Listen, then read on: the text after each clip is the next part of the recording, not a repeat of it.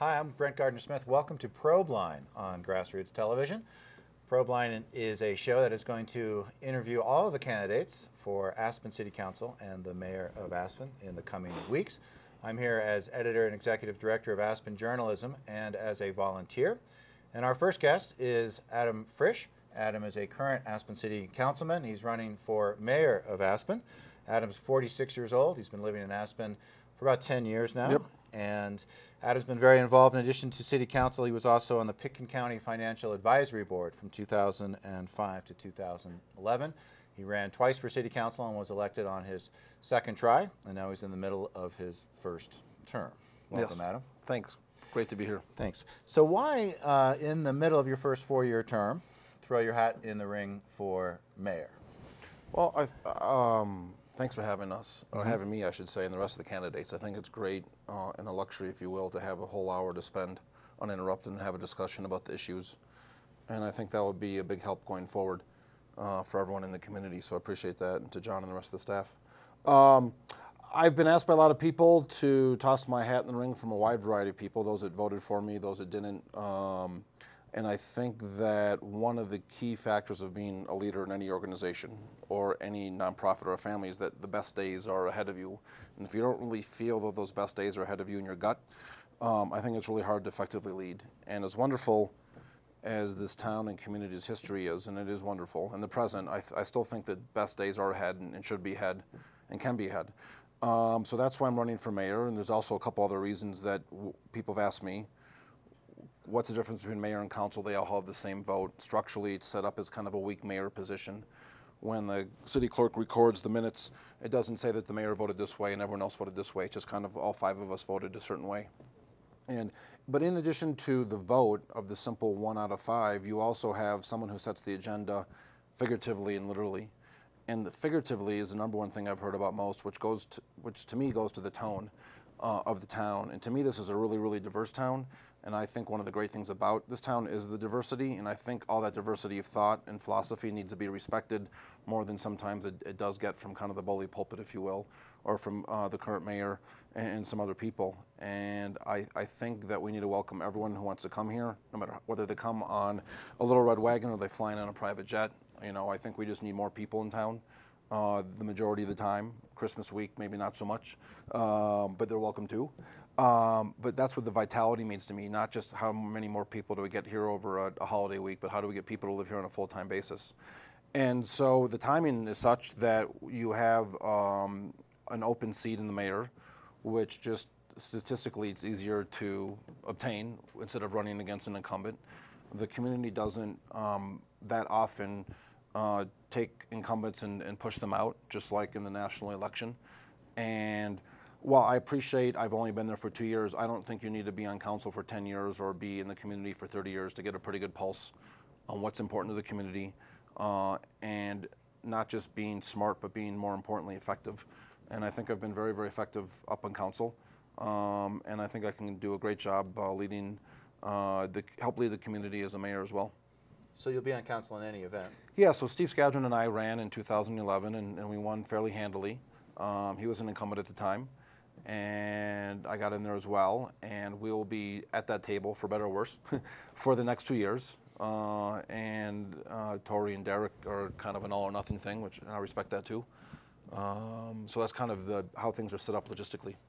So what have you learned on council that maybe you weren't expecting to learn? Well, I think that even though, to me, I've been here for a decade, and as I said, I don't think you need to be here for 30 years to get a pulse of what's going on. And so I kind of went in there with eyes wide open from my work on the FAB and the Housing Frontiers group, having kids in school and doing a bunch of volunteer work and having businesses, help people run businesses in town and stuff. And so I went in there with eyes pretty wide open, and more importantly, probably the personalities that were involved with the fellow leadership. So, to me, I'm surprised how many people watch Grassroots TV, as I commented on before, and I mean that in a good way, that people do care about the community, as we always know, but they do pay attention to what's going on.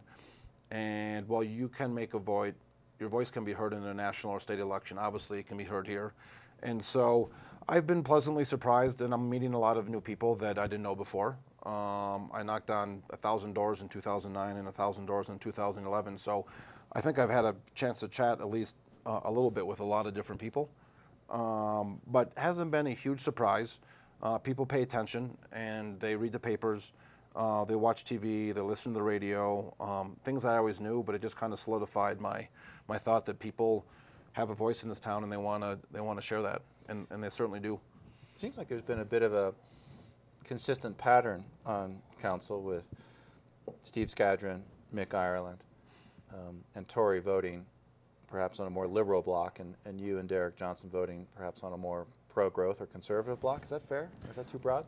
Yeah, and I don't like pro-growth, and I think the liberal-conservative binary discussion is, I don't think, completely appropriate. Without a doubt, and so Derek and I, along with Mick, supported the Boomerang Lodge project because it was an affordable lodge project, and I've been spending a tremendous amount of time working on the affordable housing issues for a long time. But I think it's fair to say, and it's realistic to say, when it comes to the land use code, I look at more of being a realist versus a hopeful unrealist than someone who's pro-growth or not. Just because I haven't supported the most restrictive land use code that we've seen in a long time, if not ever, 28 feet, let alone it being done or to start to be done in an emergency ordinance fashion, doesn't mean that I am kind of pro-development or pro-growth. I think we need to have a normal pattern of renewal in town. We are an old town, but it's obviously really, really important to protect what we have and make sure that the town looks roughly like it does. Not physically, the heights and the mixtures of 2- and 3-story buildings, making and realizing that we have the Elks and Independence Square and some of these other really important buildings in town, that they stay the kind of the granddaddies and grandmommies of what we have in town. But I think that when you look at the land use code over the last 6 years and you look who's been up there and what they've said, and then you look at what's been built, I'm not exactly sure people can be that thrilled with what's been put up. If somebody ran on, I don't want to have any growth or anything, because you look at some of the buildings that have gone up. And to me, it's not about having a good goal about protecting the town and being small town character. It's about how do you execute and what tools do you use to come up with a plan to see that goal happen. And I think some of the tools and plans that Tory, Steve, and Mick, with all due respect, have put into place have been counterproductive to what they've tried to done. And it's really important to think with your heart, especially in a small town, but without thinking forward down a couple steps about what the ramifications are, and scaring up 10 or 11 or 12 applications to be built downtown, and not think about what makes people react to certain things, I think has been a little short-sighted. It was a fairly classic process. Tory proposed an emergency ordinance to limit everything to 28 feet. Actually, my understanding is he actually limited it to 38. He wanted to go to 38 feet. At the time, we were at 42. And he asked me, he called me up earlier in the day, which I appreciated, let him know he was doing this. And then he asked me probably 24 times at the council meeting to go with emergency ordinance. And I said, Tory, I support going down to 38 feet. I ended up writing a 2-page kind of position paper of why I think it needs to be 38 feet, why we need to bring the setbacks back, why we need to have a certain amount of 2- and 3-story buildings in town, why it's not in the best interest to ban free market condos 100% of the time, although we have to be careful about where they go and how many of them are there. And again, that process kind of kicked off the hornet's nest to wake everyone up who was sitting on an older piece of property to do something. And I think that if that wasn't scared up, and then Steve made his kind of famous 12-word comment about no building should be higher than 28 feet, that just got a lot of people up in there, and they said they better do something. And I think if we would have started at 38 feet without the emergency ordinance, we probably would be there, and we'd probably have 2 or 3 applications instead of 12. You certainly flushed out everybody who wants to build a penthouse in downtown. Yeah, Aspen, no, right? without a doubt. I called it the Aspen Community Design and Construction Job Recovery Act last year, and everyone's heart's in the right place up there. We've all given up a lot of time and money and ski time and powder days to be up there, and I think we do get along pretty well personally. But as I said, if all 5 of us had the same view, then 4 of us would be wasting our time. And so I think to have a healthy debate and good pushback is important. But I think that was kind of the low point, let alone having them vote on the first go-around when I was out of town. When they knew I was going to be out of town, I don't think was very fair to the community either. But we are where we are, and where are we? Are we at 28 feet unless you want to build a lodge on the 3rd story? Yeah, so we were after Tory, Steve, and the mayor passed a 28-foot, no exceptions for the downtown core. For the downtown core. CC and C1 for those who are following the exact technical details, but let's call that the downtown for what most people consider it to be. That was in place for a while, and one of the reasons I was against the 28 feet, because there's a couple things I've been working on since I've been up there and since I've been in town, which is I think lodging is really, really important in this community. The affordable housing program is really, really important in this community, and those have been two of my focuses for a long time, before even I got in council.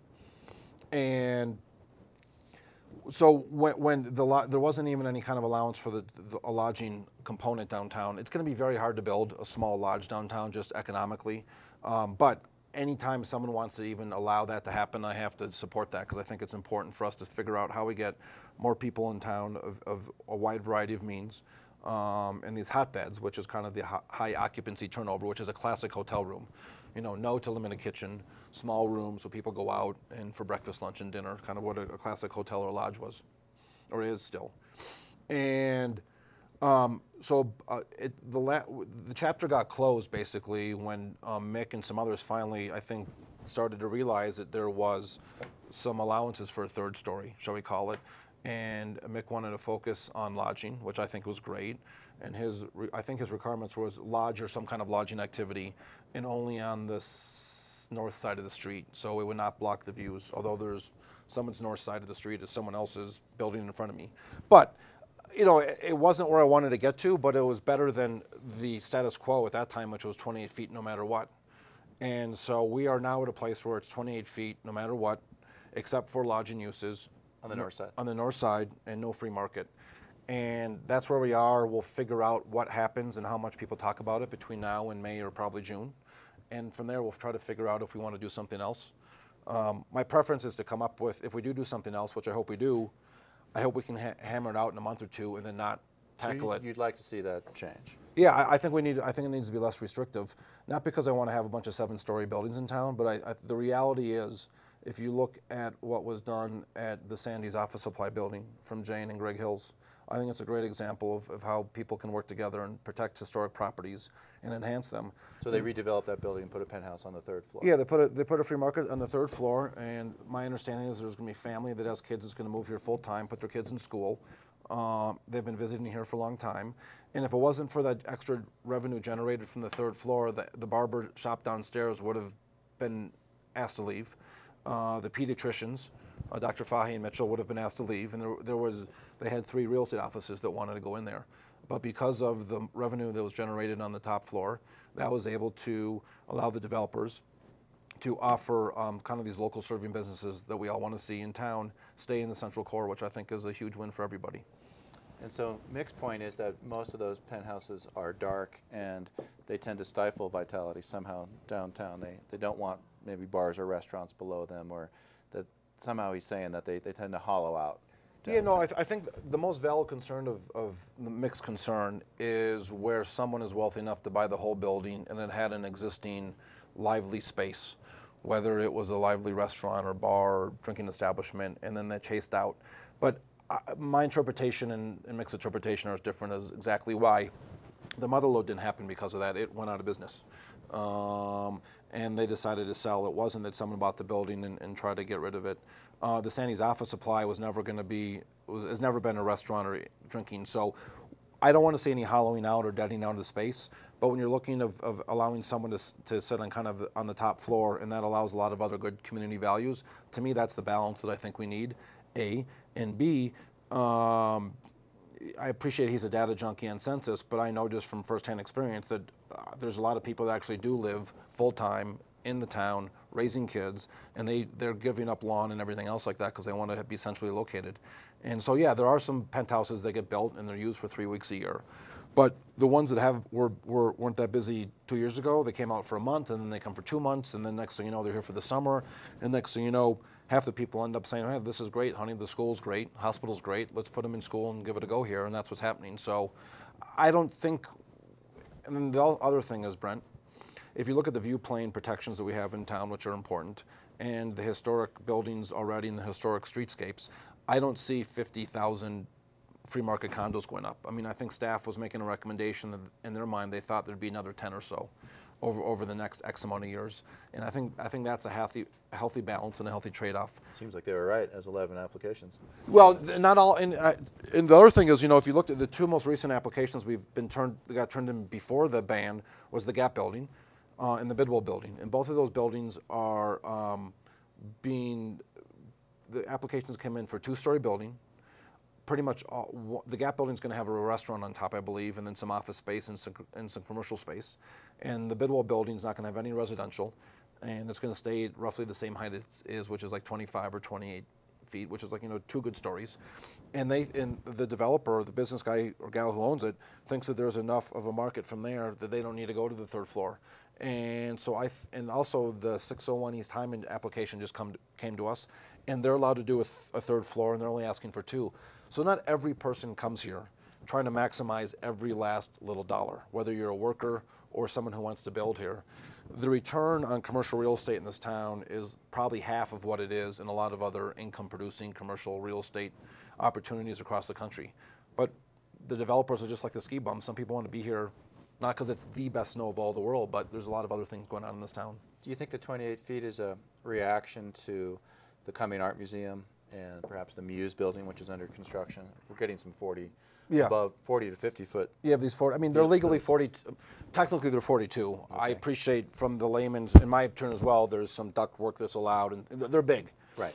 I think one of the problems with the land use code is that some people in the current council and some people that have come before have basically what I call buyer's remorse. They pass a land use code that they think they want, and then a building goes up with no loopholes, just, hey, we read the rules, this is what we can build, and then the community, a small but vocal part of the community roars up and says, oh my God, oh my goodness, I can't believe you allowed that building to go up. So then the city council tries to change the land use code again, and then, oh my goodness, a new building pops up, and it keeps on going up. And this is my buyer's remorse thing, and I think it's better to kind of like aim before you shoot.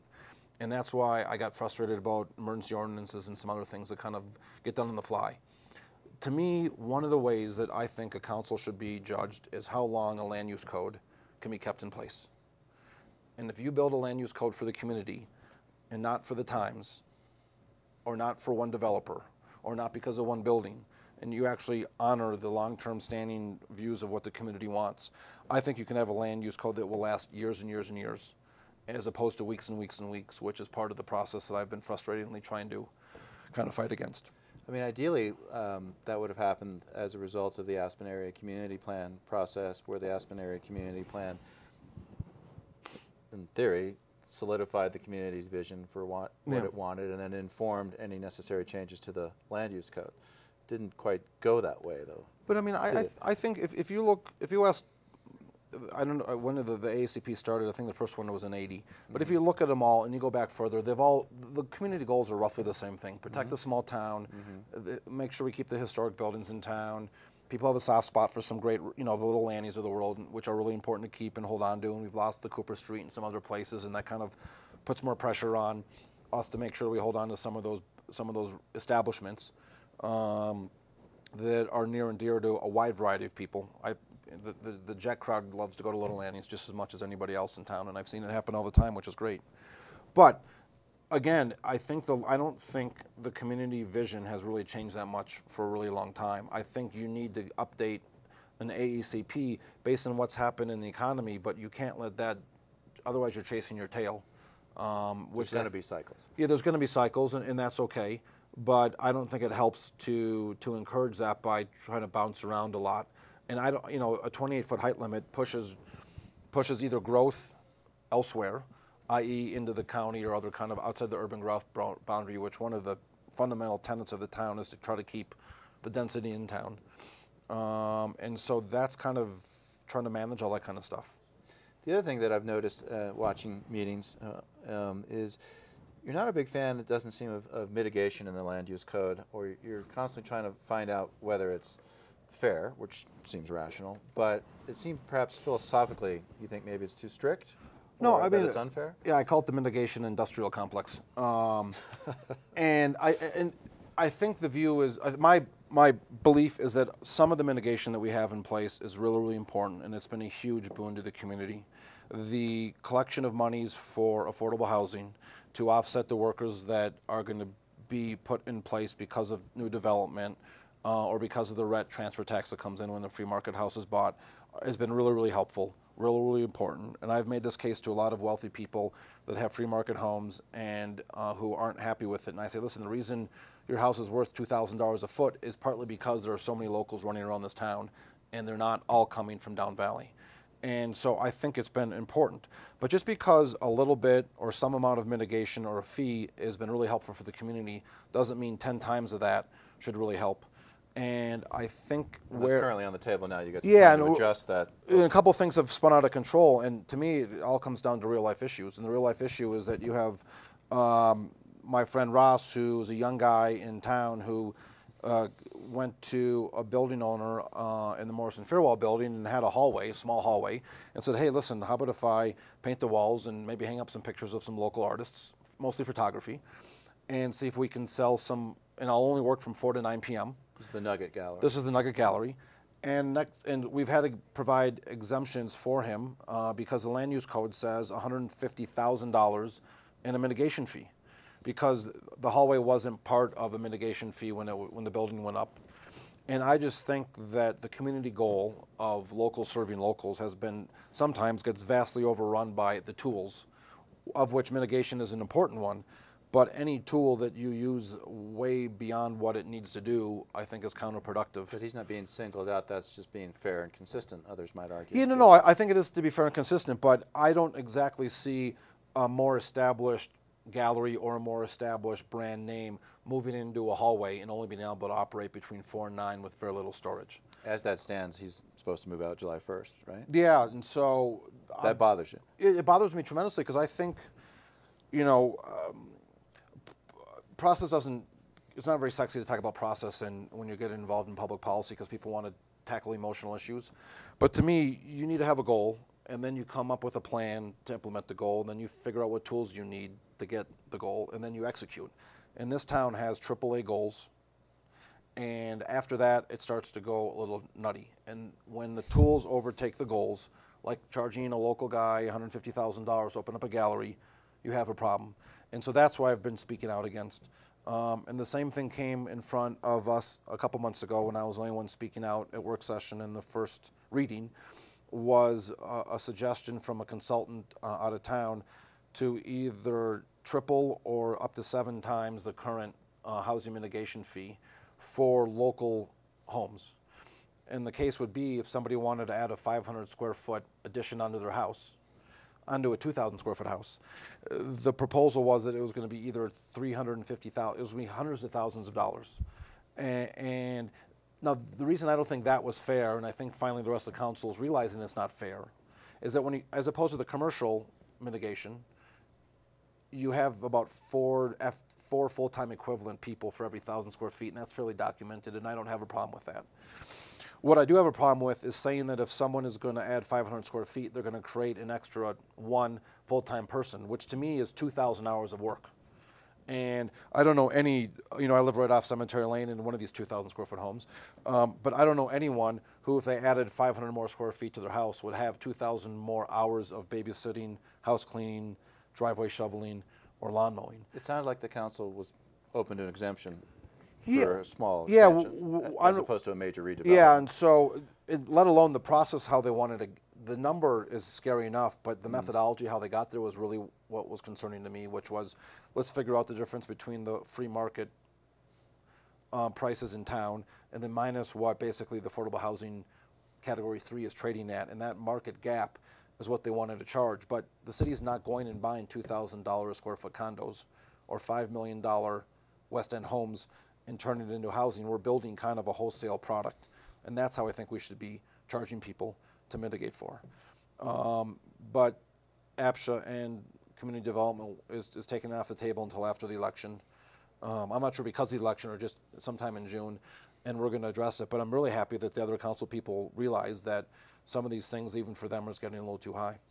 When I watch these discussions and I watch your involvement in them, I can't tell whether you're questioning some of the details about the mitigation, say, consultant reports from a philosophical standpoint, or you just don't think that the math is right and the details or right. And sometimes I ask myself, well, is Adam pushing back on a particular staff recommendation because it doesn't fit with his philosophy, and so he's going to be obstructionist, or is he raising valid concerns about what's in the report and he doesn't think the work is good enough? Well, so my tagline for my campaign is common sense for our uncommon town. And I don't think common sense says that you charge $150,000 for a local person to hang local artists. And I don't think there's a lot of common sense in saying that we're going to use as part of our matrix to figure out a cost a bunch of 2,000 square foot free market homes when it has nothing to do with what the city of Aspen has been doing, is doing, and is going to continue to do as far as how do you mitigate for a really important need, which is affordable housing. And so that methodology is, Mick asked me the question, is your concern that the fees are going to be triple, or the methodology? And to me, is the methodology is number one. I think you need to have facts, and then from the facts you can try to figure out if you need to have some kind of, I call it a community divider, that kind of says, divider as in a mathematical thing, not to try to divide the community more, but say, listen, if the fee really is $600 a square foot, then let's talk about that and figure out what we want to do. But to me, it's not a $600 a foot problem, it's a couple $100 a foot problem, and I think we need to solve for that. And so that was the methodology I thought was just completely wrong, and the number was too high. But if the number is too high because they came up with what I consider to be a good methodology, then I don't have a problem talking about that and saying, oh boy, it's like the 100% mitigation on the AACP. 100% of zero is zero. And if the goal is to get more housing done, you don't do it, in my mind, by charging people 100%, because it will shut down any new housing coming. And if you don't want the new housing coming, just say you don't want the new housing coming, but don't ask for something that's mathematically impossible to happen and then wonder why it doesn't show up.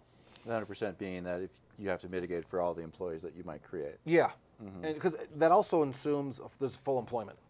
And it assumes that every person who's working is working more than they can, and that the city of Aspen needs to go out into the community somewhere else and find it. But I don't know any bartenders, babysitters, lawn care people, all my buddies that are saying, oh, no, we need more babysitters in town. We need more lawn care people in town. Because people are busy, but they're not as busy as they can be. And so that's one of my other fallacies about the 100% mitigation, that it assumes full employment. And even in 06, 07, we barely, we had that for a fleeting moment. Let me switch gears and take a step back and ask you some of the questions that I want to ask all the candidates.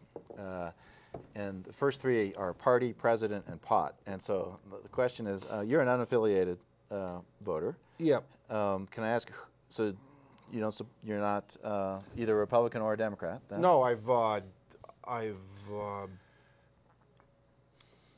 I'm a big fan of a lot of Republican and Democratic mayors and governors, and then something happens, they drink some kind of Kool-Aid when they get to Washington, D.C., and it all goes to muck. And I think you basically get forced into joining one of two unions, and I think from there things get really, really bad.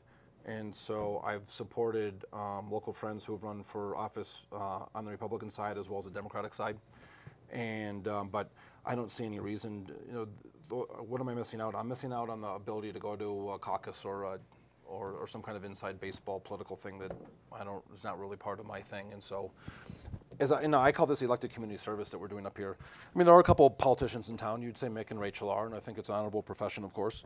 But most people who I think try to take the job from the council or the county commissioner is really kind of elected community service hat on, which is you kind of come in, you stand up, you try to serve, and then you try to go back and do something else or go do something else. So perhaps a very telling question, and maybe it's a bit personal, but who'd you vote for president? The person who's in office right now.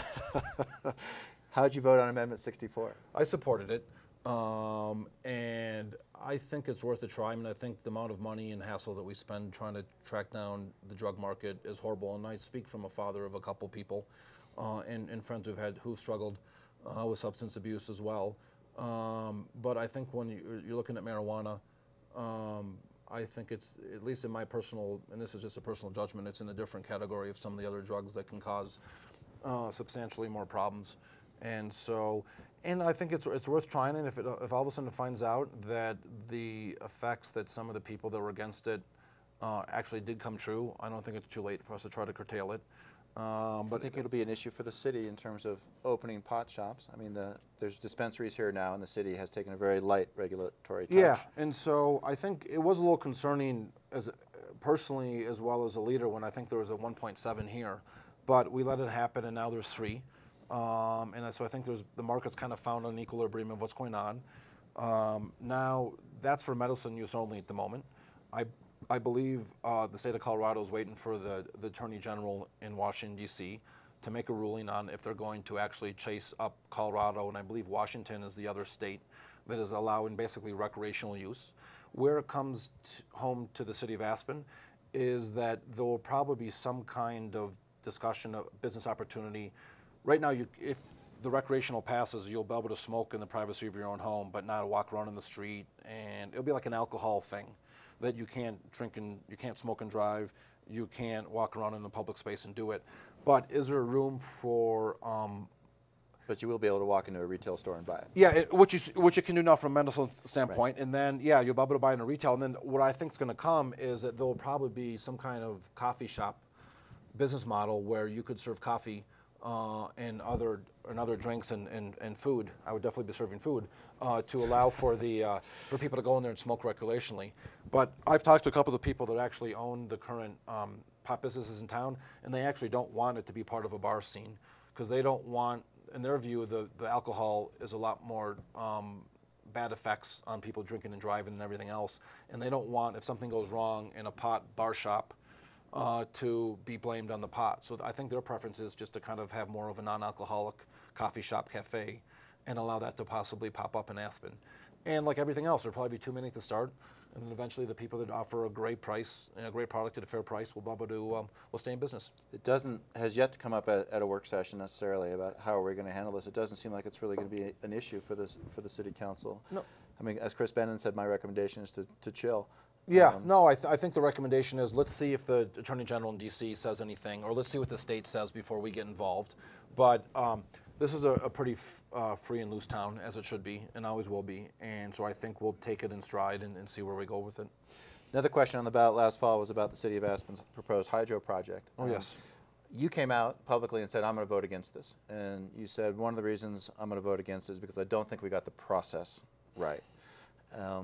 So tell me about that decision and what you think are the next steps for that. The thing is not dead. It's still being reviewed by the Federal Energy Regulatory Commission. Yep. And so it's still quietly moving through a federal review process.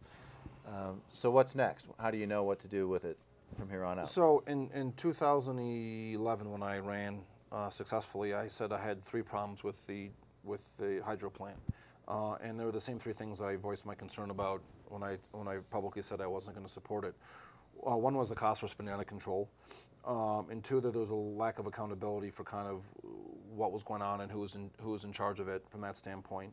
And 3, and this was the most important thing to me, was that I called it environmental hypocrisy, because you know it better than most people in town, but it's a really complicated process that basically you go to the federal government and you ask for permission, and the first step the city wanted to do was basically go back and say, hey, we've had this hydro plant, the switch has been off for 50 years, we want to go flick it on. And some people said, no, you can't do that, you need to apply. And then the city was given 3 or 4 different options, and every time they kept on taking the lowest common denominator option on the environment protection. The city didn't want to harm the environment, but they looked at it and said, hey, listen, the cheapest and the quickest way is to go here, even though the community, and I said, listen, you need to go here, because and the hypocrisy to me is this town, and rightly so, asked for a tremendous amount of environmental support and to do the right thing from citizens and development and projects and everything else like that. And I just think it does any government a completely, it just shoots itself in the foot when you're dealing with a reputation, when you ask for one thing and then you do another to the citizens. And that was my biggest beef. And up to the very last moment, I just never could get over that. And I don't think they had an answer for that, which is that we wanted to save the taxpayer monies, which is fine. But to me, this community is willing to pay for a little bit of extra to do the right thing. And that's kind of how it got that 78% vote at the very start in 07, when it was, can we borrow $5.5 million to build the $6 million hydro plant? And then it was last left at $10.5 million before we even start. So when the vote went down, my understanding is that a couple of the journalists said, well, what does the no vote mean? I said, well, to me it means we're not spending any more money on it. And that means if the lawyers have been prepaid to flesh out some more FERC stuff in regulatory, we should do that. But I don't think there should be any more monetary payment to lawyers to make sure, because the community is saying minimally pause and reflect. If not, this is just not a good idea at the moment, or it's just not a good idea. And since then, that was in November. Then January came around, and staff came in, and I thought this was one of the best meetings we've had in the 2 years I've been up there. And I was afraid or concerned for the community that some of the people on council were going to, and they made public comments like, hey, I'm not sure I'm going to listen. It was an advisory vote. It wasn't a legal vote, so I'm not sure even if it does go down, I'm going to do what the voters want. And I just, my joke is, just because your lawyer tells you you can do something doesn't mean you should do it. If your lawyer tells you you probably shouldn't do this, Brent, you probably shouldn't. But just because they say you can do this doesn't mean you should go do it. If a lawyer came to me and said, oh, Adam, you can go shoot somebody now because murder is legal, that doesn't mean I'm going to go do it. You mean specifically just because it was an advisory vote doesn't mean you should ignore it? Yeah, I mean, we're not up there to make legal decisions. We're up there to make community value decisions. And if the community speaks, no matter how much you don't like it or how little it goes by, the things stand. There's been a lot of great projects that have squeaked by that I think have been great, but I don't think it takes away any of the credibility of the issue. And that's what happens in the small town, and that's what votes are for. Do you think the fate of the plant depends on the election? Well, no, because the upcoming election? I mean, does the fate of the plant now depend on the mix of opinions on council? If a chunk of mayoral and city council candidates decided to make hydro their #1 thing and ran on it, that we want to bring it back, the hydro plant, and we want to do this, and they won by a resounding margin, I think you'd have to sit down and say, hey, listen, we need to talk about it. But I don't hear anyone talking about it. I've been speaking to the media a lot lately through the interviews and everything else like that, and you're the first person to actually ask about the hydro plant. I think it needs to be talked about. But the good thing, for me, the reason I thought it was such a good meeting is that all of a sudden, I think the staff and more, just as important, my fellow council people opened up to other ideas about how to get green energy done locally or quasi-locally. There is a hydro plant that's about to go under construction in the next month or as we speak in Ridgeway, which is called Telluride area, and we're in negotiations to buy as much of that. You've contracted for a great deal of energy from that. Which I think is wonderful. And about a year ago, some of these local guys and gals with the Colorado Clean Energy Collective, basically setting up kind of community solar farms down valley, proposed that they be allowed to be part of the core process for mitigation, and they were pretty much, they left with their tails between their legs, and I thought it was unfair for them. But they are now part of the conversation about offering some other local energy that is green or supported by the community. So I'm just glad that we're actually looking at other options. And so I'm not going to be bringing back the hydro plant, but if other people do and they run on it and they get elected, then I think we need to talk about it, but I don't see that happening, but I could be wrong. Okay. Let me ask you a couple personal questions about your life as an Aspenite. As you know, Mayor Ireland's been elected 3 times to mayor and several times to the county commission, and he calls himself a country lawyer and a real sort of down-home local. If you were to be elected mayor, you would be the first mayor who's a member of the Aspen Mountain Club, which is a private club on Aspen Mountain. Yep. Quite expensive to join. Is it fair if we look at Mick, and Mick gained sort of political credibility for being a down-home local? What does your membership in the Aspen Mountain Club tell us about you as an Aspenite, you as a person? Would you represent the people at the Aspen Mountain Club, or would you represent the people living in employee housing in Hunter Creek? Mick and I have a lot in common. We started dishwashing, our professionals' career started as dishwashers. I did in a nursing home back in Minnesota. But no, Katie and I joined the Mountain Club when we first moved here in 2003. We both grew up ski racing, and skiing's been a really important part of our life, and that's obviously why we're here. And we wanted a place to kind of find and settle in, and we talked to a couple different people. There were some other younger members so we ended up joining. But as far as talking to that vote, I mean, I was just in Hunter Creek last night having a little bit of a meet and greet, and the people that have a concern in Hunter Creek are the same people. They have roughly the same concerns as those on Cemetery Lane where I live now, as well as obviously there's not a lot of financial concern up at the Mountain Club. But what there is, the overriding concern is keep the town small, don't muck it up. And I hear that, basically don't muck it up from a wide variety of people. Because, again, going back to the person who paid $2,000 for some home, they're not just buying great craftsmanship in town, they're buying a restrictive land use code that doesn't allow a lot of supply, which is good. And more importantly for everyone else, it just provides that the town stays small. And so I don't think that the wealthier you are, supposedly the bigger the town you want. I think it's actually the opposite. Or I shouldn't say the opposite. I think everyone has some core values about why they're in Aspen. Because there's a lot of places to go skiing. And there's a lot of places to be a ski bum, there's a lot of places to be a waiter, and there's a lot of places to be kind of a wealthy homeowner. And people come here for some commonalities. And to me, I think one of the most important commonalities is the small town character. It's a little fuzzy, and we can talk about it later, but you kind of know it when you feel it, which is let's make sure the town roughly stays what it looks like without kind of having this mentality of, I was here 40 years ago, I want the town to look exactly like it did when I came here 40 years ago. I'm still upset that the streets are paved. Okay, another question for you. I've done some basic research on each of the candidates, looking at public records. You are involved with an LLC that owns a lot at the top of Five Trees. Mm-hmm.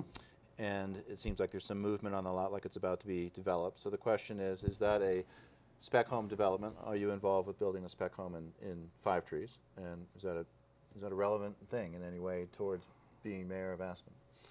I think it's up to you and the voters to decide if it's relevant. I mean, I think the things that are good to take away is that I kind of understand the process of the frustration that some people go through to do something in town, whether it's a big house up there or a 500 square foot addition. But I don't know what's going to happen with at the end of it when we get done building it. I'm a huge fan of architecture and design, and in my former life I was doing other things, but I spent a lot of time in the visual arts world and the museums and stuff, and I appreciate the design process, and it's a business opportunity that was brought to me, and kind of Katie and I jumped into it. It's not something you do on a regular basis. You're not a spec home developer. No.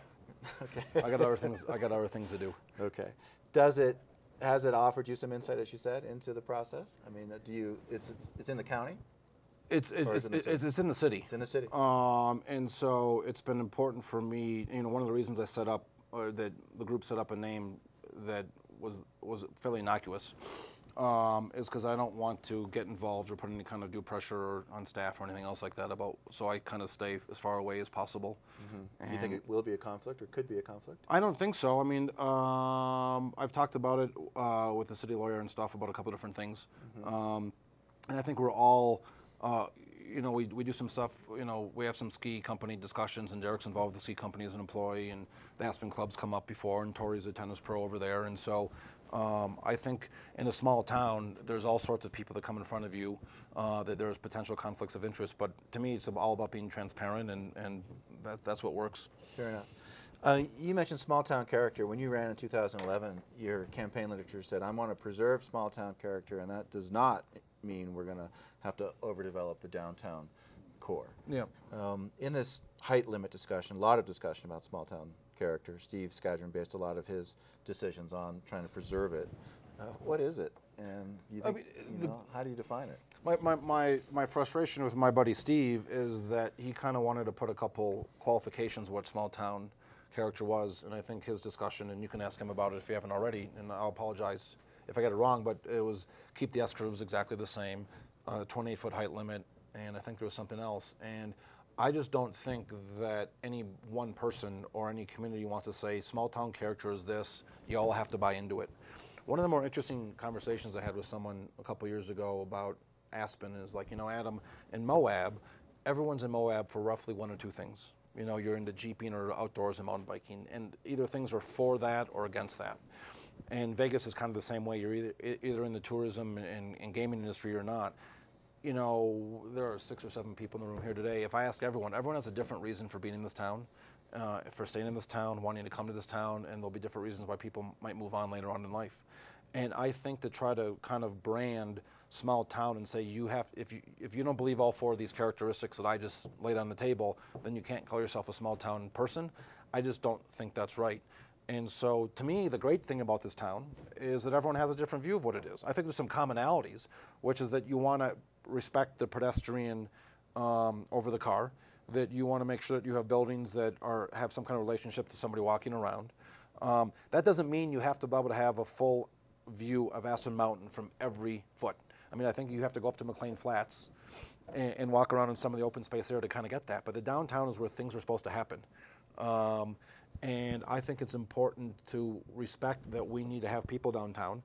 And to me, I think that's the small town character. And to me, the small town is not just about the buildings, but it's actually about the character of the people. And this town has been founded on progressive people, and I think it needs to continue to remain progressive. You know, the S-curves, I joke, is like on one hand, what good is it to talk about it, even though we've been talking about it for 30 years, but every solution, it costs millions and millions of dollars that we don't have. So I think it's fairly irrelevant. And I don't think small town character says that you have a line of 5 miles of cars a lot in the summer and sometimes in the winter, creating all that pollution and traffic and drive time and everything. People who know me will probably be saying, oh, you shouldn't have brought up the entrance, because I'm still fascinated by it. The question I want to ask the candidates about the entrance to Aspen is the entrance done? Are we done? In some ways, it may never be easier if 3 members of the council wanted to pose a question to the voters of Aspen, should we finish it from the roundabout to Main Street, because of many different lawsuits and EISs, and it's a relatively clear time to ask that question. On the other hand, I think in the community, people think it's done. Basically, they said, look, we don't want to talk about this anymore. We have the entrance to Aspen that we're going to get.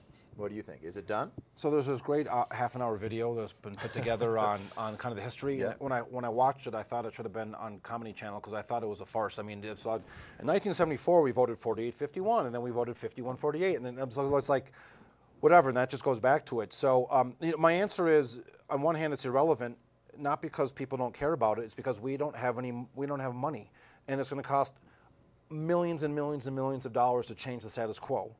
And so for those that are 30 to 60, depending on who you. Yeah, and we have like a couple $1 million in this joint fund with the county and the city and the village of Snowmass Village and us. So we just don't have any money to do it. That's number one. 2 is that if I saw a plan that was going to change the status quo, that had some kind of proven track record of saving a lot of time, I'd be for it. Because the common sense thing says that if you can get a lot more people to come in quickly and save the time and save the wasted money and save the emissions that are being spewed out of the cars, This is the kind of thing that people say, well, if at best it would gain us another 2 minutes. Yeah, and I'm, as much as as much as I'm happy to listen to kind of something a lot more efficient theoretically, 2 minutes I'm not sure is worth spending all the time, money, effort, and division. And as you know, just because 3 council people vote for something doesn't mean it happens. There are petitions and there's all sorts of things that can happen. And sounds like you're telling me, Brent, the entrance we have is the entrance we have. There are enough issues on the plate that actually have some kind of solution that can get done. I don't want to spend a lot of time daydreaming about things that don't have a chance to get fixed because, most importantly, we don't have the money to talk about it. And if there's a monetary solution and you don't have the money, the daydream is just more community divisiveness, and we don't need that. You've been very patient with my questions. We have about 10 minutes left. I suppose I should let you do a little politicking, if you will, in the sense elected community service, Brett. At least tell me what you want to achieve as an elected community servant. I mean, I think a lot. I think I have accomplished a lot in the past couple of years being up there. I look at a good example of talking about a good goal in the process. One is the bag ban. I think Tory supported that. Yeah, and I give a lot of credit, and I'm being really sincere that Tory brought an issue to the forefront about getting rid of the plastic bags at the supermarkets mainly. And I went and saw that movie that kind of happened before, I think 2 years ago in the election, and I walked out of that. I can't remember what the name of it is, but basically it made Aspen look, I don't think Aspen wants to be behind Bangladesh and Sri Lanka and China when it comes to environmental policies. And the idea was to get rid of the bags, but somehow in the process, through Tory leading it and some staff, what came in front of us at the work session was a tax on the bags or a fee. I don't want to get us in legal trouble, but and my problem was rejected. Yeah, and I'm like, why are we doing a tax and fee if we really want to get rid of them? And I kept on hearing this is the first step to that. And I'm like, well, why don't we just get to the step? And what was the problem with that? So when it came as a work session, I voted, or I suggested that we don't do that. And when it came to first reading, I was the lone vote no, and everyone else voted yes on the let it go fee. Derek he was against any kind of change whatsoever. He just didn't like and I respect that. But I thought that it was enough community thing. But I kept on hearing from the community and in the meetings and talking around people, why don't you get to the ban? And somehow the process of inertia got that we were on a fee first. And I just stood up and said, listen, why don't we just get this? And so I voted no against it, and then through the process it came back, and it ended up passing 4-1. So I appreciate Tory bringing it to, but I think I had a lot to do with. A lot of people are critical of that. Mainly, they think about it perhaps when they're lugging their bags or their You know, groceries around in a paper bag. I talked to John, I talked to the Clark family, and I talked to John, the general manager of Clark's at City Market, and people, and the brouhaha. There's a couple people complaining, but it gives me a lot of joy to see tourists as well as locals walking in with a bunch of bags, including sometimes mine, that I've given away. Before this came up in 2011, I gave away 2,000 bags of these orange reusable bags, and so it shows my commitment, I think, to what we want to do. But I think that was a good example of a really good goal that needed a little bit different thought process to kind of get to where I think the community was. And I think I've done that with the cash in lieu, trying to bring some realization that it was going to affect locals in town. It wasn't just about developers. And about a year ago, Steve Skadron, who works on a committee for the Colorado Association of Ski Towns, wanted to bring up a really important issue, which was you have more and more people staying in private homes. And it's kind of like a VRBO, if you will, which is a website for private homeowners to list their home to rent out on a short-term basis. And doing so without charging sales tax. Yeah, and so it was brought that we should have a business license, create a sales tax, but one of the unintended consequences that was brought forward at first reading, which I opposed, was that it was going to limit the amount of times that somebody could rent their house out. And I do not have this fear that just because you can rent your house out for as much as you want, all of a sudden you're going to pack up your bags and go live in silt and try to capture the difference between the silt rent and what your mortgage might be on there. Wasn't that restriction to try and limit the potential impact to neighbors? Yeah, and so there's a couple important things that are still safeguards. One is that you do need a business license. You do need to register a name of a contact person in case someone's out of town. There's a parking issue, which is obviously important in town, so I'm glad that was there. And there's a trash issue, and the trash issue is mostly for the bears, because the homes get rented out more in the summer than they get rented out in the winter. But those were all kept in place from a safeguard, but we finally got to a place that wasn't as restrictive on locals. And that goes back to everything else that I think we have a lot of... And you played a leadership role, you think, in sorting that Yeah, but issue I out. think, as I say, if you check the tapes, you'll see the direction of where we were going, and I spoke up, and something happened. So I think I have a couple... As you would say, I've tried to be the leader of the minority party, if you want to be, binary about it. But again, it goes back to I think there just needs to be common sense, and common sense is think about the little guy that we're all fighting for. Don't just look at the rules to put in place to affect a bold name developer, because you need to really look at everybody, and those unintended consequences float down. So you may be able to continue to be effective on council, whether you're mayor or not. If you are mayor, one of the of course, things that a mayor has to do is be the mayor and cut ribbons and kiss babies and give speeches and all of that. Is that an attractive part of the job to you, or you think you'll be good at that? I mean, I think when people ask me about what's the difference between the two positions, I think there is setting the agenda as well, making sure that I think sometimes some issues have come up to the council level sooner than they should have been, including ones that I've supported and ones I haven't. I'm happy to hear anybody's suggestion, but I think sometimes it's come up, I don't want to say half-baked, but before it probably should have, and I think it's caused some frustration, and it's made staff look bad, and they don't deserve to look bad, and it hasn't made council look very good, which that's their own doing. And so I think it's important to kind of control that agenda to make sure we're voting on the right things. Then you have the ambassador diplomacy role that I think is really, really important, and I think that's a role that I would do a good job at.